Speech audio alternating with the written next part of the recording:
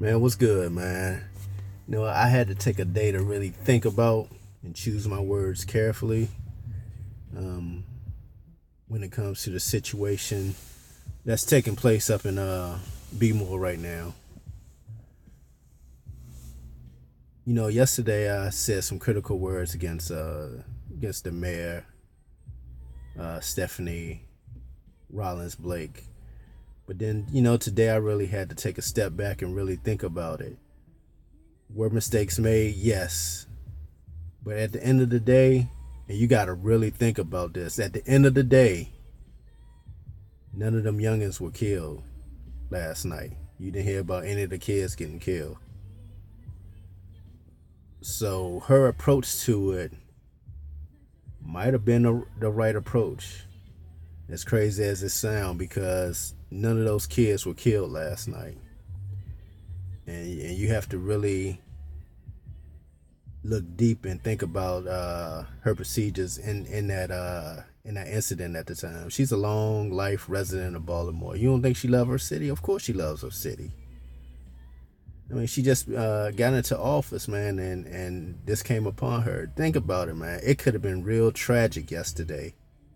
I mean, it was tense moments, man. Them youngins was frustrated, throwing center blocks, everything at the police, man, and nobody drew their weapon to shoot, man. And that was because she told them to stand down. And you got to really commend her on that, as far as no one getting killed last night. Because you know how tragic it could have been, man, with them youngins getting killed, man. And then they probably would have been shooting back at the police. Cause I'm quite sure many of them youngins got guns, man. Let's be real, man. You talking about the inner city of Baltimore, man. One of the most deadly places in the country, man. What you find in most inner city neighborhoods, man. But B-more one of the most deadly, man. And that's just being real about the situation. So her approach might have been right last night, if you really want to think about it. Was the looting and stuff wrong? Hell yeah, it was wrong. That's something you don't do, man. And I commend that mother that you see who saw her youngin' and whooped his ass, saying that's not how I raised you. I commend her for that. And man, and what you saw from the vet, Richard Valentine, the Vietnam vet, standing up for his neighborhood, man. He ain't want to see it destroyed. Man, these youngins are getting out of control, man. And you can't group a whole people and saying that's the actions of a whole community. It rubbed me the wrong way, man, on social media. See words like animal and this and that. That rubbed me the wrong way, man. Thank God for social media, because you get to hear the stories that you ain't gonna see on the mainstream media, man. You're not gonna see the stories of brothers trying to stop these youngins from out here looting and all this and stuff, man, unless you see it on social media, man.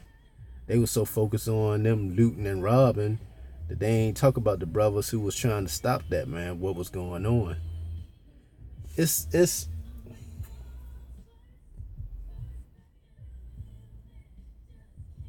It's a real big disconnect when it comes to the family structure.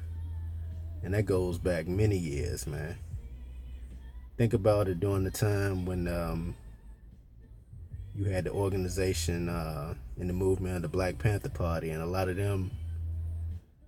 those men were locked up. And it's a documentary called Bastards of the Party, a very good documentary, where you had the spawn of the Bloods and Crips that really came out of that movement of the Black Panther Party once the fathers of them were sent off to prison. And what you found were the kids that were left. What you gonna find in a lot of inner city neighborhoods,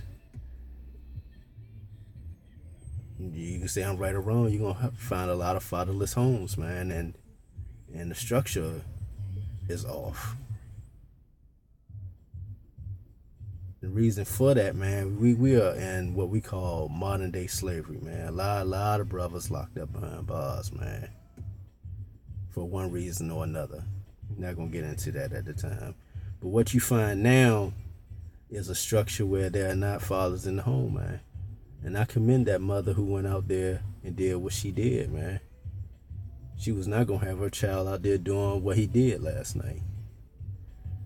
And it bothers me because you keep seeing the same cycle and over again. And it's gonna be years before that community is put back together, man. After something like this, man, it takes years for the structure of that community to get back. Now you got with the kids out of school. What you find a lot of inner city neighborhoods, man, and a lot of schools, man, those kids get free lunch, man. Now they not able to eat, man. Go to school and get those free meals, man. It's gonna be tough, man. Then a lot of people gonna be out of jobs that were in those neighborhoods. You best believe, man. They ain't let them go outside their neighborhoods and destroy, man. And that's real, man. They weren't gonna have that, man. So they was gonna allow you to go ahead and do what you did in your own neighborhoods, and it's gonna take time to rebuild, man. And I'm so glad for social media because you get to hear the stories from those who are in the neighborhoods. Because now it's like everybody, man, can be a reporter now. You don't have to rely on the mainstream media feeding you one story. You can hear all types of stories on the social media, so you get all aspects of what's going on. I just like I said, I have to take back what I said about the mayor. I think what she did might have been the right thing. As crazy as it sounds, man. No kids were killed last night, um, and that's a good thing. You definitely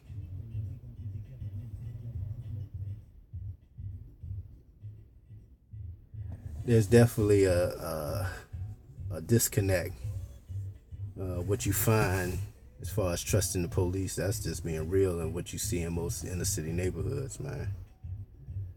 And like I said, for the hear the words animals and this and that, you can hear that, man, when Kentucky lost and they was riding in Kentucky, University of Kentucky, burning up cars and stuff. You can hear that about San Francisco Giants after they won the World Series. They going around looting and tearing up, but you don't hear that stuff, man, because that's the mainstream media gonna feed you what they want to feed you, man.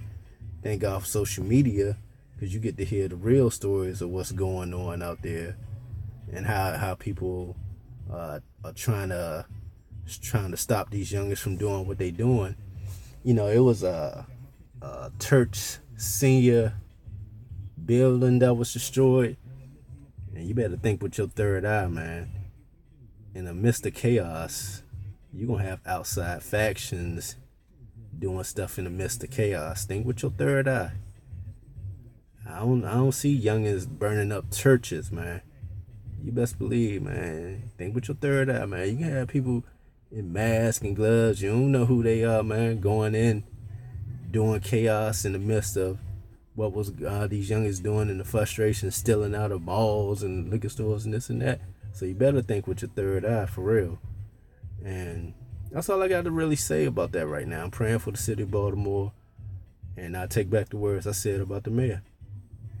And let's believe, a lot of people probably look at it and say I'm wrong, but as far as I'm concerned, no youngins were killed, no officers killed, and she did what she had to do.